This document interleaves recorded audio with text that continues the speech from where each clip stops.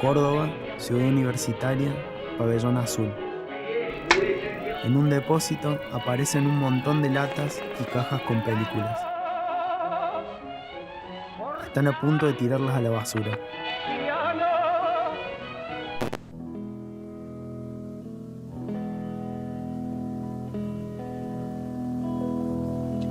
Hola Santiago, Hola. contame, vos trabajás en la UNC como docente y también tenés otras tareas custodiando un archivo.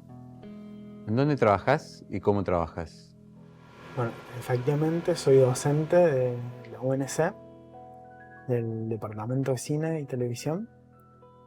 Ahí doy realización audiovisual 3 y dirijo dos centros. Uno es un centro de producción que depende de la Facultad de Arte, que es un centro histórico del Departamento de Cine, desde sus orígenes. Y dirijo el Centro de Documentación y Conservación Audiovisual, que es el archivo fílmico, sería, de la universidad, que depende de la Facultad de Filo y de la Facultad de Artes. Contame, ¿qué encontrás en ese archivo? ¿Qué imágenes tenés? ¿Quiénes las hicieron? Mira, el archivo originalmente surgió aproximadamente en el año 94. Fue un proyecto para recuperar el archivo fílmico del servicio informativo de Canal 10. Ese fue el origen de todo. Se hizo un convenio y se llevaron todo el material fílmico que estaba acá en el canal a la universidad, y ahí se generó un equipo interdisciplinario a esas posibilidades que da la universidad pública, gente de historia, de comunicación, de cine, de informática, y con algunos conocimientos previos de los SRT se creó una metodología para trabajar en la conservación y la preservación de patrimonio audiovisual. Y con el tiempo se fueron incorporando otras colecciones, y sobre todo te diría que en los últimos años hemos estado intentando recuperar todo lo que podemos de cine producido en Córdoba, cine en general, digamos, del interior, pero sobre todo en Córdoba, porque bueno, siempre se suponía que se había producido poco y que prácticamente no se había conservado nada. Y bueno, a medida que empezamos a investigar y a buscar, nada, fuimos encontrando películas, y de a poco nada, vamos como reconstruyendo el patrimonio audiovisual de Córdoba y específicamente el cine, que nada, fue mucho más importante de lo que suponíamos. Y en realización audiovisual 3, ¿qué haces? ¿Qué estudiantes tenés? ¿Qué te encontrás? Bueno, tengo estudiantes de tercer año ahora. Originalmente era una materia que estaba en quinto, pero con el cambio de plan de estudios ahora está en tercero, y cada tanto tenemos algunos del plan viejo de quinto. Nada, de gente joven. Es una materia que, digamos, por ahí no está tan ligada al cine, sino más bien a la televisión y a algunos tipos de contenido más modernos y plataformas, redes también, nos hemos tenido que ir actualizando. Trabajamos mucho el vivo como lenguaje. Y nada, digamos, es un momento donde los estudiantes ya llegan como más consolidados. De hecho, la carrera de cine en la Universidad de Córdoba tiene una tecnicatura en tercer año, y los chicos pueden optar por seguir y hacer la licenciatura 2 años más y una tesis. Entonces ya tenemos un grupo de gente que está pensando en seguir la licenciatura, y otros que están terminando eh, una carrera y a punto de obtener un título. Entonces, en tu tarea como director de centros, tenés un contacto con el cine del pasado, con la tradición, y como docente tenés el contacto con el cine del futuro, con el que va a venir, con el que está dando los primeros pasos. ¿Qué tienen en común y qué tienen diferente el cine que proyectan esos estudiantes que estás formando y ese que vos viste que se hizo en Canal 10 o de las películas del cine cordobés que se están recuperando? Bueno, digamos, es difícil establecer una tradición porque en realidad lo que nos pasaba hasta no hace mucho tiempo es que no teníamos muy en claro qué era lo que nos había antecedido, ¿no? En cuanto a autores, pero también en cuanto a obras. Eh, un poco a veces por desidia, otro poco también porque hubo acciones deliberadas para destruir ese patrimonio.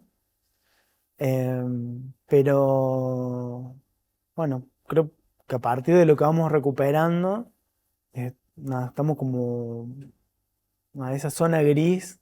Bueno, ahora empieza a tener matices y empezamos a conocer lo que se hacía antes en el cine de Córdoba.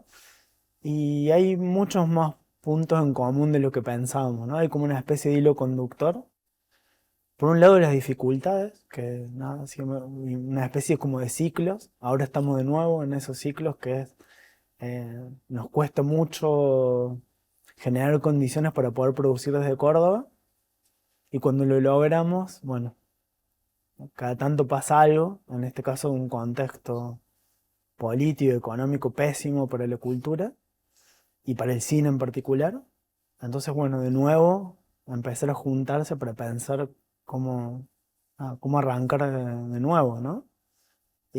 Porque es muy fácil destruir, pero es mucho más complejo construir, digamos, son procesos de muchísimos años. Hay algo también que tiene que ver con el cineclubismo, que lo vemos, que es una constante de los comienzos del cine a Córdoba. Podemos decir que desde fines de los 50, todas las experiencias de producción han girado alrededor del cineclubismo y de la cinefilia, y eso es algo que se mantiene. De hecho, basta ver lo que pasa alrededor del cineclub municipal, del cineclub La Quimera, bueno, todos esos espacios. Y los anteriores, ¿no? El Ángel Azul, el Cineclub Sombra, el Cineclub Universitario. Digamos, hay algo ahí que nos conecta también. Eh, y nada, siempre las condiciones materiales y políticas complicadas, a veces más, a veces menos, nada, propios nada, de estar en los márgenes, ¿no? Porque de alguna manera Córdoba no deja de estar en los márgenes en relación a la producción en otros lugares, como por ejemplo Buenos Aires. De hecho, al recuperar películas, bueno, también nos damos cuenta de diferencias, ¿no? En cuanto a producción.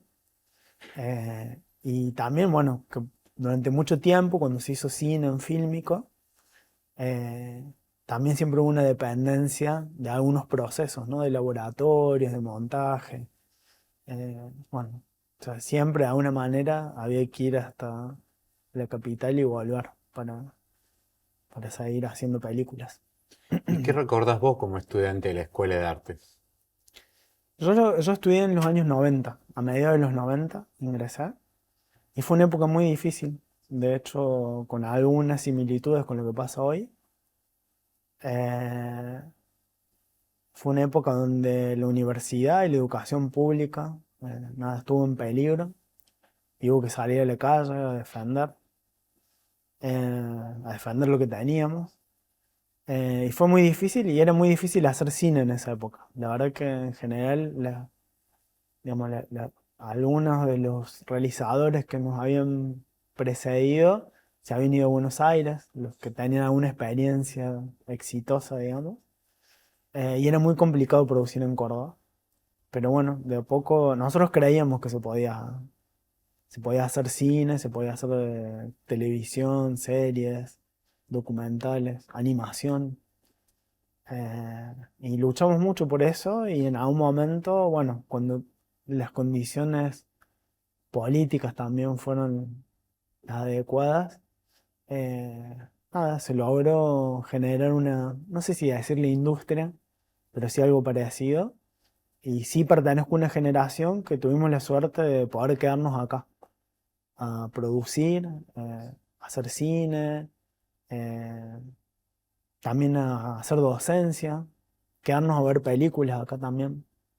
Y que, bueno, la circulación de lo que hacíamos partiera desde acá. Eh, en eso nos sentíamos privilegiados y en algún momento creo que nos relajamos y pensamos que eso iba a ser para siempre.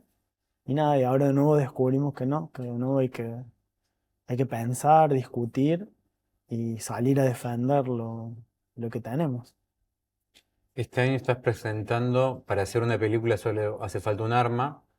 Se presentó en el Cine Club El Carril, estuvo en el Malva, estuvo en Buenos Aires, estuvo recorriendo festivales.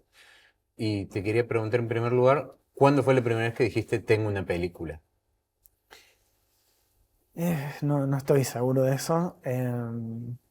Digamos, la película partió de una situación muy especial, que fue encontrar otras películas, que mientras estábamos recuperando, entendimos de que, primero nos enteramos de que había habido una cinemateca en la Escuela de Arte, que era algo que yo no lo sabía, a pesar de que estudié cine en la escuela, de que o sea, soy docente, de que trabajaba en el archivo de la universidad, y no lo sabíamos.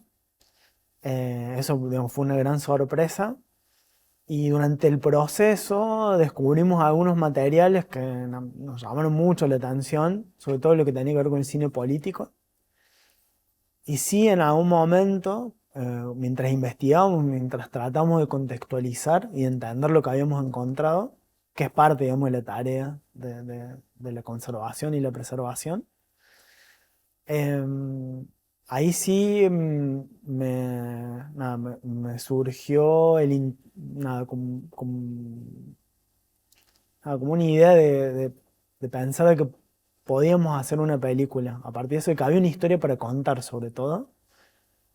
Y eso me interesó mucho. Pero no fue desde un comienzo. Y eso también fue el inicio de un proceso largo. O sea, lo que contuvo todo fue la recuperación de las películas. Después la intención esta de hacer una película, contar una parte de la historia que estábamos descubriendo y demostrar esos materiales, que en general eran fragmentos, cosas que no estaban terminadas, en- material de trabajo, digamos.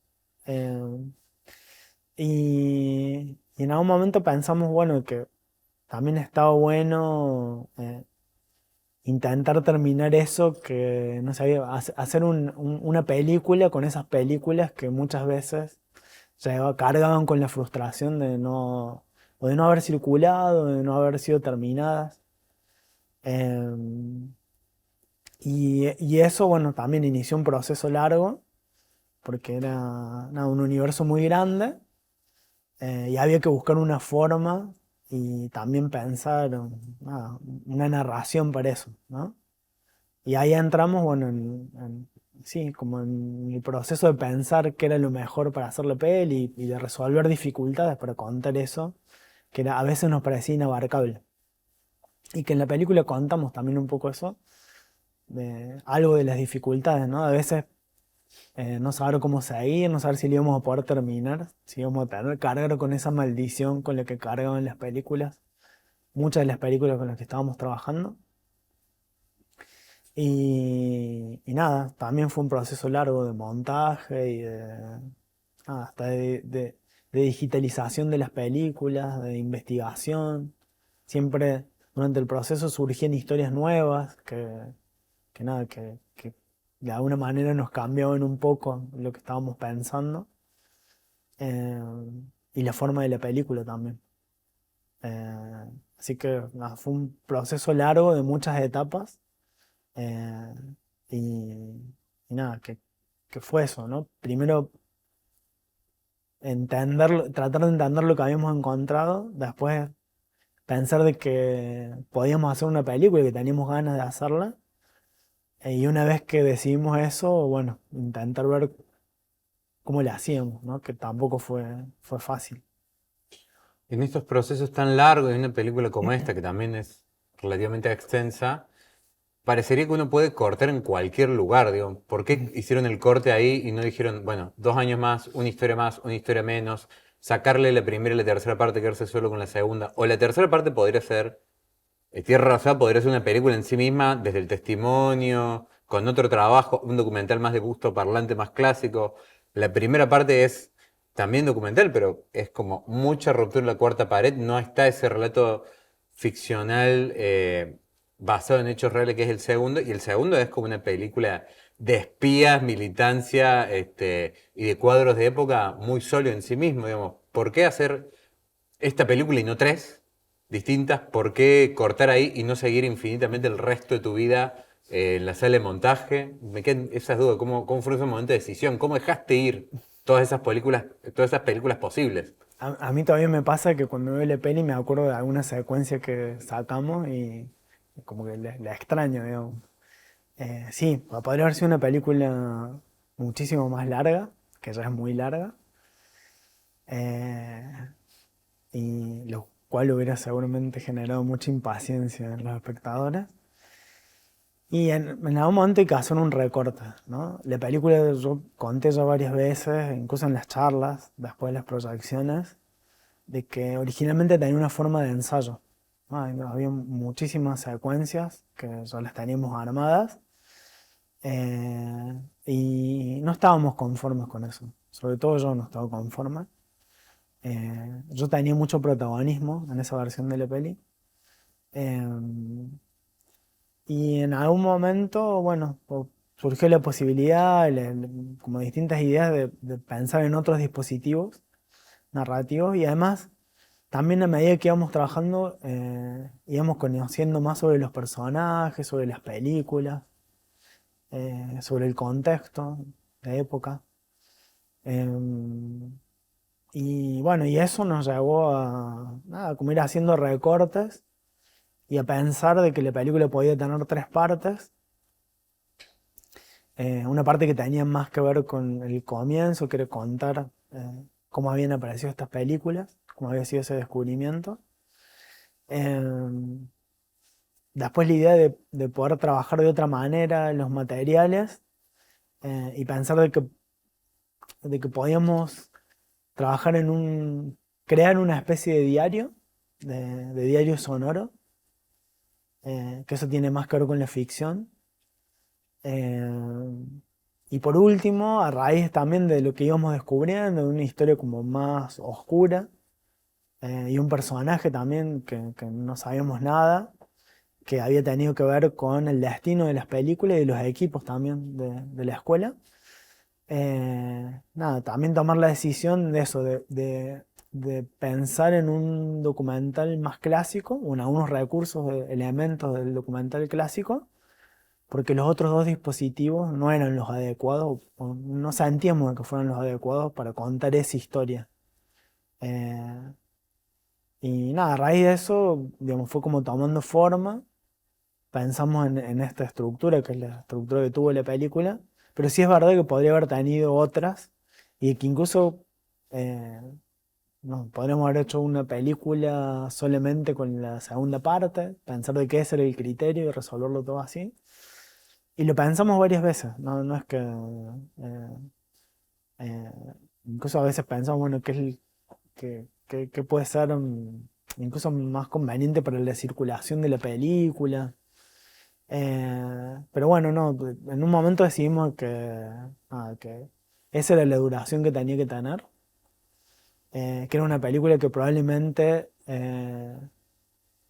se entendiera más en Córdoba, que tuviera algo como más local y bueno, y resignar algo de universalidad, digamos. Eh, pero nada, no, yo no me arrepiento de eso y el equipo tampoco.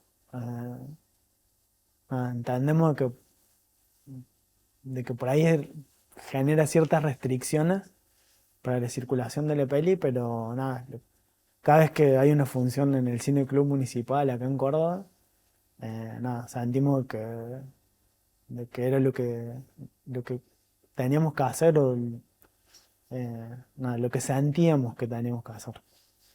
Te consulto, en los agradecimientos de la película aparecen dos escritores, una escritora y un Mm. escritor, Camila Fabri y Gustavo Fontán, que también tiene un trabajo en cine, como Fabri de alguna manera. Ay, pensé que me ibas a nombrar otros. Ah, pero bueno, podemos charlar de los agradecimientos, pero ¿qué tomaste de la literatura? Digo, porque hay como elementos que vienen del dispositivo literario para construir una ficción, y sobre Sí. todo esos nombres. Bueno, en realidad Gustavo Fontán es alguien que nos acompañó durante todo el proceso, también con sus libros, mientras pensábamos.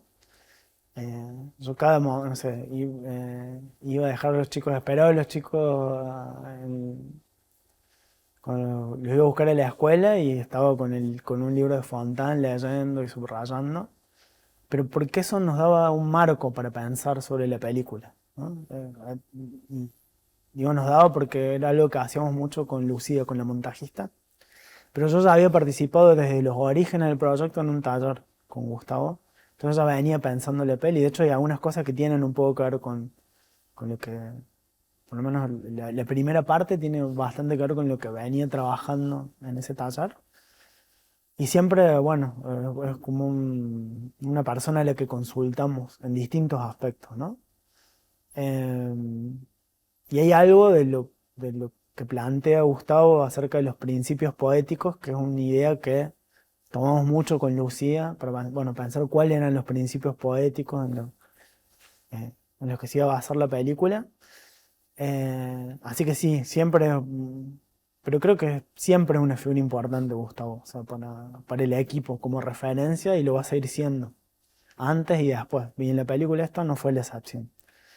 En el caso de Camila, en realidad hicimos un trabajo de corrección de textos, digamos, que fue como algunos ajustes ya al final, y tenía que ver un poco más con algunas inseguridades nuestras, digamos.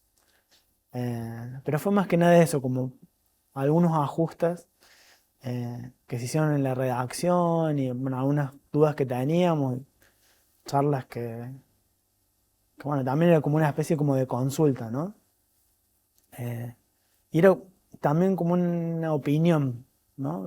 Aunque después no tomáramos la decisión pero siempre esas sugerencias las tuvimos en cuenta. Y fue más una cuestión como de pensar en alguien que nos podía ayudar a estar seguros de que eso estaba bien redactado. Creo que tuvo que ver con eso. Pero eso no es tanto en los agradecimientos, sino que están en los créditos porque cumplieron una función específica, tanto Gustavo como Camila. Sí hay algo, digamos, referencias fuertes literarias. Hay una que yo le pongo en los créditos, eh, que es Antonio Dalmaceto. Eh, y eso en realidad lo puse porque yo sentí que había algo que me conectó mucho con esa generación, que capaz no es exactamente lo que más está en la película, ¿no? Pero es sobre todo esa etapa previa que, que tratamos de entenderla porque es como la base en la que trabajamos y que en la primera versión, que era un ensayo, estaba muy presente, como ese clima de época, los cambios culturales que había en los años 60. Y hay algo de Siete de Oro, como un tono que a mí me sirvió mucho para arrancar, sobre todo con los diarios. De hecho, si hay alguien muy atento, se puede dar cuenta de algunas referencias como muy explícitas que las dejé a propósito. Eh, y, y para mí fue muy importante en eso, como era un libro que me había ayudado en su momento a entender, a conectarme más con la generación de mis padres, ¿no? Pero con esa etapa previa a la militancia, ¿no? Con algo que estaba pasando en esa generación y también como una sensación que transmite el libro de, de algo que está por venir, ¿no? Que ahora nosotros lo sabemos, con el diario del lunes sabemos lo que pasó. Eh, y nada, como un grupo de gente como con muchísimas expectativas y con cierta libertad que no habían tenido la generación anterior, digamos. Y, y ese libro fue una referencia. Quizás no tan directa, digamos, ¿no? Pero para mí sí fue una referencia a la hora de de pensar en un clima, en entender a una generación y no sé, es como que de alguna manera me permitió arrancar con esos diarios.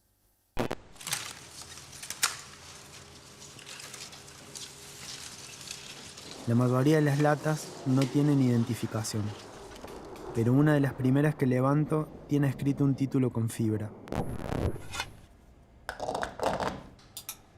Oscar Moreski me dice, no puede ser, ese documental está perdido desde el 76.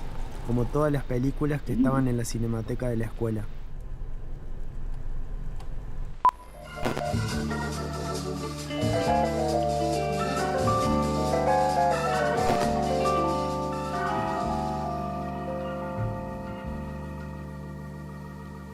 Tell me, darling, you had to go. Find somebody. Oh, people I feel good.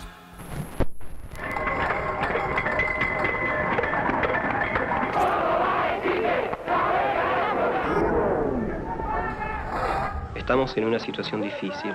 Este tipo de lucha nos da la oportunidad de convertirnos en revolucionarios, el escalón más alto de la especie humana, pero también permite graduarnos de hombres.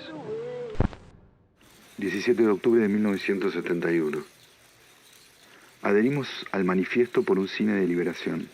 Nos reconocemos como hombres del tercer cine. Por lo tanto, nuestro compromiso como cineastas de un país dependiente es con la lucha antiimperialista y con la liberación de nuestra patria. Hay un recurso que es vertebral, que es como la voz en off, que es muy distinta a la voz en off tuya en la primera parte, muy distinta a la de la segunda parte. Imagino que hay todo un trabajo en construir justamente esto, escuchar que sea una voz que suene a que está narrando en tiempo presente una serie de acontecimientos y cómo hacer que no suene un cuento leído en voz alta. Quería saber cómo hicieron ese trabajo, si tuvieron que ver estos nombres, cómo fue ese proceso de elaborar la voz en off y decir, bueno, sirve para esto y no para esto otro.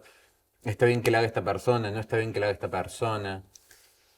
Mira, es bastante loco lo que pasó porque, o sea, por un lado hay algo que creo que, como de la verosimilitud, de la base de la verosimilitud que está que lo empezamos a construir en los textos. Yo iba escribiendo pensando me refiero sobre todo a la segunda parte, pensando en las imágenes, en los materiales, que eran muchísimos, pero yo tengo como cierta una experiencia u oficio en trabajar desde que era estudiante con archivos. Entonces tengo mala memoria, pero justo con eso no. Entonces más o menos me podía manejar en ese universo y podía escribir pensando. Y yo ese material se lo entregaba primero a Lucía, la montajista, y ella incluso ya me hacía observaciones sobre el texto, ¿no? Más allá de lo que trabajamos en las imágenes. Entonces ahí había algo, creo que es una época también que, nada, que la trabajé mucho y que me siento cómodo. Entonces hay algo de la construcción de la verosimilitud y también en base a lo que yo conocíamos de los personajes, que en algún momento nos sentíamos como muy conectados, la verdad, con ese grupo, a pesar de que no llegamos a conocerlos personalmente. Y eso fue como un primer trabajo. Después en la grabación nosotros empezamos, para trabajar en el montaje, necesitamos como una grabación como muy básica para empezar a trabajar los tiempos. Y eso se lo pedíamos al director de foto, que es Marcos Rostaño. Y él nos grababa en un celu y eso lo íbamos usando como base. Y después hicimos como una especie de casting, ¿no? Como con distintas posibilidades que pensábamos que podían encarnar al personaje, que en este caso es Rudy, que es un sonidista. Hicimos muchas pruebas y en un momento yo sentí de que ya teníamos ese personaje cubierto y que era la voz de Marcos. Entonces volvimos y ahí ya fuimos a un estudio y empezamos a grabar con Marcos. eh, y bueno, y haciendo como una pequeña dirección, por decirlo de alguna manera, pero la verdad que ni siquiera fue un trabajo solamente mío, o sea, también fue de Marcos y de Atilio, que era el sonidista. Creo que entre los tres dirigimos la cosa. Y creo que tuvo mucho que ver con que ya estábamos muy conectados con ese grupo. Entonces como que, bueno, siempre con mucha inseguridad, ¿no? Porque sí digamos, esto lo cuento ahora yo que pasaron algunas las funciones, se me acercó gente que conocía, por ejemplo, a Rudy, eh, muy de cerca, y me dijo que si hubiéramos sido amigos no hubiéramos podido escribir algo tan verosímil y que le faltaban las malas palabras nomás a cómo era Rudy, ¿no? Eh, y nada, fue muy interesante eso. Pero bueno, o sea, tampoco lo hicimos con una expectativa. O sea, sí, de pensar en un universo, digamos, unas coordenadas de verosimilitud y trabajar sobre eso. Después con un montón de licencias poéticas. Y pensando en el trabajo de montaje, ¿cómo fueron tus días de montaje con Lucía Torres, Minoldo? ¿Qué aportó? ¿Cómo te llevas con otras generaciones que tienen otra educación, otra biofilmografía, digamos? Y con Lucía la verdad que somos amigos. Entonces, digamos, el vínculo parte desde otro lugar. Entonces, con, con Lucía, con Marcos, con Atilio, eh, yo siempre empecé a hablar de la película. O sea, antes de que tuviera nada. De que apenas fuera una idea, una intención en realidad. Eh, y bueno, fueron muchas semanas divididas en etapas. Incluso creo que la etapa más larga fue la de esta película ensayo, que ya nada, quedó guardada para siempre. Em, y nada, hay un trabajo. Yo disfruto mucho. O sea, pues bueno, me dedico a lo docente, no vivo, digamos, del cine. Y los momentos que puedo hacer eso, para mí son maravillosos. O sea, es como la vida que quisiera vivir todo el tiempo. Y hay gente muy creativa, todo el equipo. Entonces es fantástico lo que pasa. Eh, y nada, hubo como distintos momentos. De hecho, yo siempre me acuerdo el primer día que nos sentamos y tenemos como cuadernos donde vamos escribiendo. Y la verdad que fue más como una sesión de terapia, que era Lucía tratando de convencerme de que iba a estar todo bien y que íbamos a poder hacer una peli de nada, de ese montón de garabatos que teníamos escrito en un cuaderno.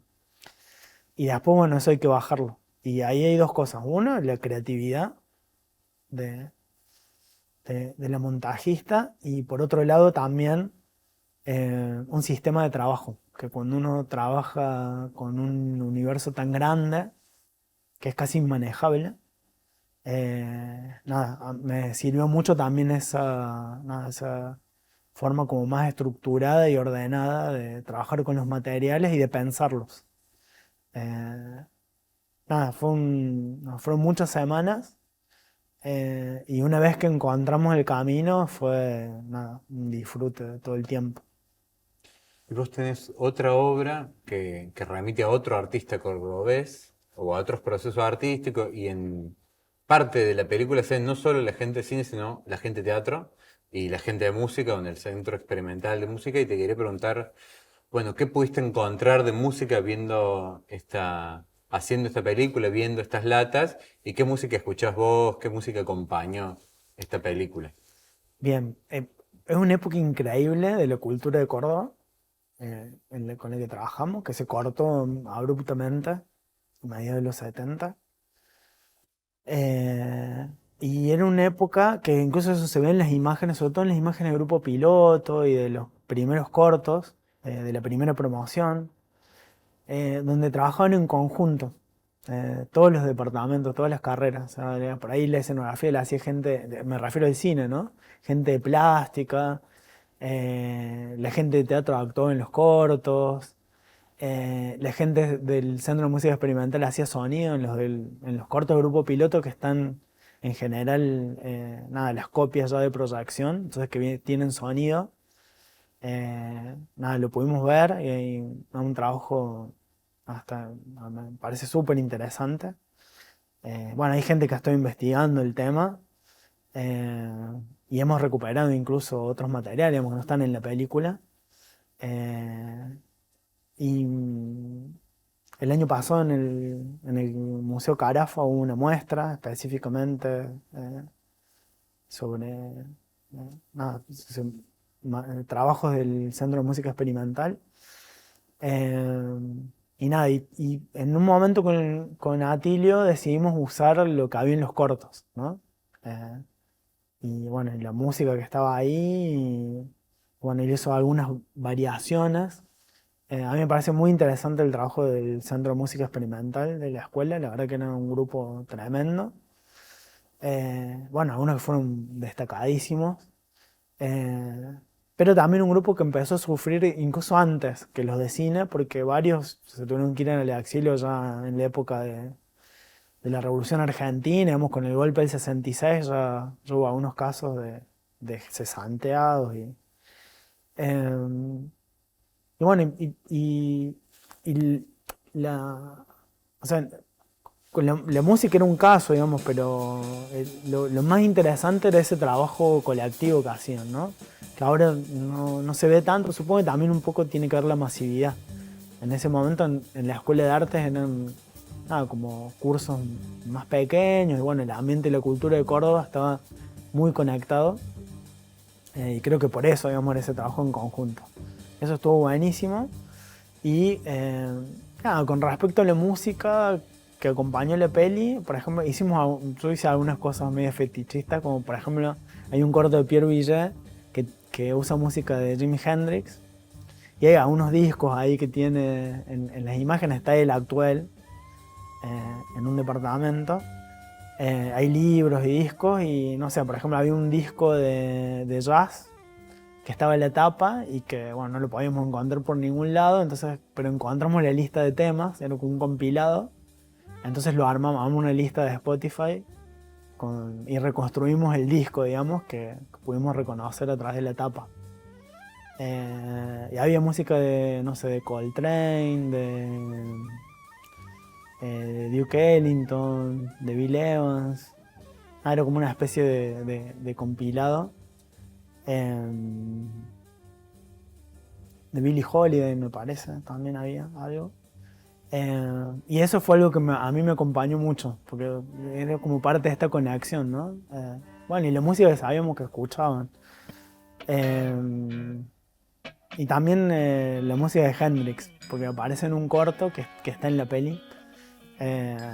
Y nada, y no. De hecho, le nombran en ese corto a Hendrix, bueno, fue como una referencia. Y también tratamos de conseguir lo que se había publicado del Centro de Música Experimental, y que hay unos discos que se publicaron para la Bienal, una de las Bienales ICA. No sé si creo que para la del 66, si no me equivoco. Así que bueno, nada, había unas digitalizaciones que se habían hecho en la Facu. eh, y nada, y también eso fue un material que escuchamos bastante, más la música que recuperamos de los cortos. Por ejemplo, no sé, de Estudiantina, que está en la peli. eh, que nada, también es.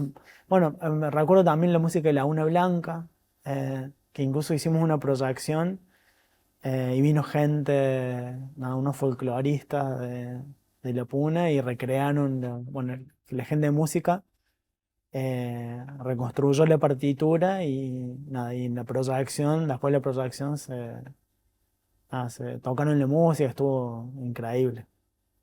Es que uno veía las películas que junta esta película y hacia cualquier tipo de ojo curioso podría encontrar algo de mundo urbanista, podría pensar un montón en torno a cómo se trazó la ciudad, la cañada, sus cambios. Alguien de música podría reconocer los sonidos y la vida aural de los 60 desde la ropa.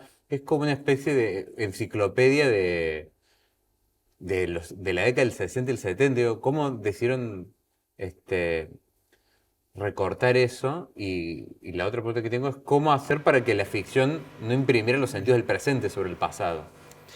Mira, entonces, en la película hay fragmentos que son de ficción y otros materiales que incluso adentro de la ficción trabajan sobre la realidad, ¿no? Por ejemplo, no sé, imágenes del mercado, por ahí forman parte de un corto de ficción, pero los trabajamos de una manera que, bueno, que sí, que nos traen imágenes de Córdoba, de una Córdoba que incluso a veces nada, la desconocemos, porque además Córdoba tuvo muchos cambios urbanísticos. Y, y nada, tratamos de recuperar algunos momentos, incluso aunque fueran cortos de ficción. También hay algo en las imágenes de una Córdoba que a mí me sorprendió. digamos, no, sabemos de esa Córdoba como muy movilizada, del sindicalismo combativo, de los estudiantes, los levantamientos populares, pero por ejemplo encontramos, no sé, muchas imágenes del 73, ¿no? De todo ese año, digamos, de mucha movilización y de algo que quedó en esa, bueno, de la primavera camporista que en Córdoba se mantuvo unos meses más hasta el Navarrazo. Eh, nada, y eso, nada, son imágenes que bueno, nos conmovieron mucho, ¿no? Además por cómo están registradas. Eh, Hay algo también del material de grupo piloto, que son un material más etnográfico, bueno, que, no sé, en el caso de la Una Blanca, en Catamarca, digamos, en un pueblito de Catamarca, pero no sé, en el caso de Estudiantina, nada, podemos ver una fiesta del Día del Estudiante en la ciudad universitaria, ¿no? A mediados de los años 60. Entonces sí, hay nada, imágenes de la ciudad universitaria, De la cárcel. de la cárcel, bueno, esas son del año 73.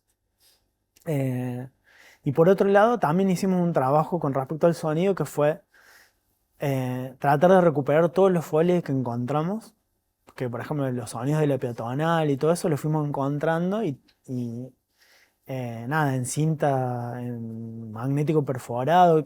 La mayoría de ese material no lo pudimos recuperar, pero lo poco que pudimos recuperar, nada, lo usamos a todo, o sea, prácticamente. Y hay mucho material que, nada, que recupera sonidos urbanos muy interesantes. Eh, Eso por un lado. Y por otro lado, bueno, hicimos un trabajo también de reconstruir un poco el sonido que tenía que ver con las manifestaciones, ¿no? Políticas. Había muy poco material que tenía sonido, pero bueno, fuimos recuperando cánticos digamos, hay todo un material con el que yo trabajo mucho. Y más o menos nada, entendía qué era lo que sonaba, ¿no? En cada momento. Eh, y también ahí, bueno, hay como un trabajo ah, de, de- de- de reconstrucción, digamos, del sonido alrededor de las imágenes. Pero siempre respetando, digamos, no hay nada recreado, ¿no? O sea, todos esos materiales, incluso por ahí hay algunos sonidos que los hemos trabajado con el mundo, digamos, del sonoro del material fílmico, ¿no?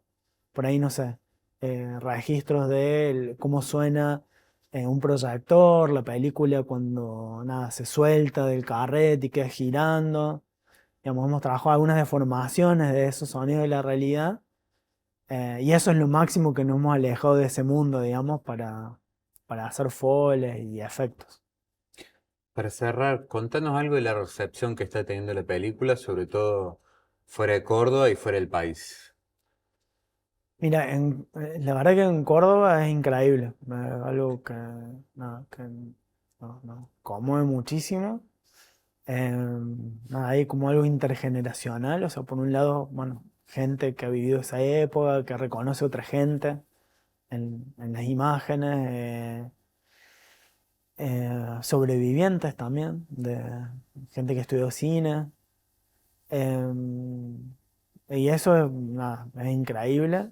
Eh, Gente que reconoce a sus padres en la película, hijos de algunos de los realizadores. Nada, eso está buenísimo y sí me llamó mucho la atención la cantidad de gente joven que viene. Y nada, como una especie como de ida y vuelta en las charlas, de acercarse, de contarnos de que están discutiendo la película, que lograron conectarse con algo que no sabían que existía. Y nada, nada, como unas ganas, gente como una especie de revitalización, como de ganas de salir a hacer cine, de filmar lo que pasa ahora. Eso ha tenido que ver con nada, con lo que ha pasado alrededor de las funciones en Córdoba. En Buenos Aires también ha sido muy buena la recepción. Bueno, siempre hay como otra distancia, ¿no? Porque acá en Córdoba, bueno, la gente reconoce los espacios, la escuela de arte, la ciudad universitaria, sus ex docentes. Bueno, hay algo ahí que pasa que es muy fuerte. que por ahí en Buenos Aires no pasa tanto. Pero nada, funciona muy bien. Tengo más dudas de lo que pasa. Ha habido algunas funciones, bueno, en Países Bajos, en Italia, en Corea, qué sé yo, bueno. Y ahí es como que tenemos más dudas, de que yo no puedo acompañar la peli en esos momentos, entonces no lo sabemos. Sí nos han llegado muy buenos comentarios de, no sé, de programadores que la han visto, gente como más vinculada al cine. O de argentinos que viven en esos países y que sí se conmovieron. No tengo tan claro qué es lo que se entiende, digamos, de un público que no sabe nada acerca de Córdoba, del cine de Córdoba, que no reconoce esos espacios. Siempre tenemos, bueno, la esperanza de que hay algo de universal en la historia que contamos, que nada, puede generar algo de empatía o de identificación y que haga que la película funcione, ¿no? Y bueno, nosotros siempre tratamos de hacer cine y nada, entendemos que puede haber algo ahí que toca alguna fibra o que conmueva a alguien, digamos, ese es siempre nuestro objetivo y nuestra expectativa con respecto a la peli, ¿no? Y también hay algunos temas que me parece que son interesantes, que son actuales en todo el mundo. Y nada, que tienen que ver con algunos cuestionamientos propios del avance que hay en el mundo de la derecha. Y nada, y creo que la película de alguna manera dialoga con el presente, con algunos de esos temas, ¿no? Desde la importancia de la cultura y de la conservación del patrimonio audiovisual, la importancia del cine, y también algunas cuestiones que tienen que ver con los derechos de las personas, nada, que de nuevo, increíblemente, se ponen en discusión. Bueno, y la peli habla un poco de eso, nos trae algo de una Córdoba que deliberadamente se trató de ocultar, de hacer desaparecer. Muchas gracias, Santiago. Esto fue Clásica Universitaria Cine. Muchas gracias por mirar y por estar ahí. Afuera el clima cambió. Gerard recordó el título de un libro de Churchill que estaba en la biblioteca de su padre. Se cierne la tormenta.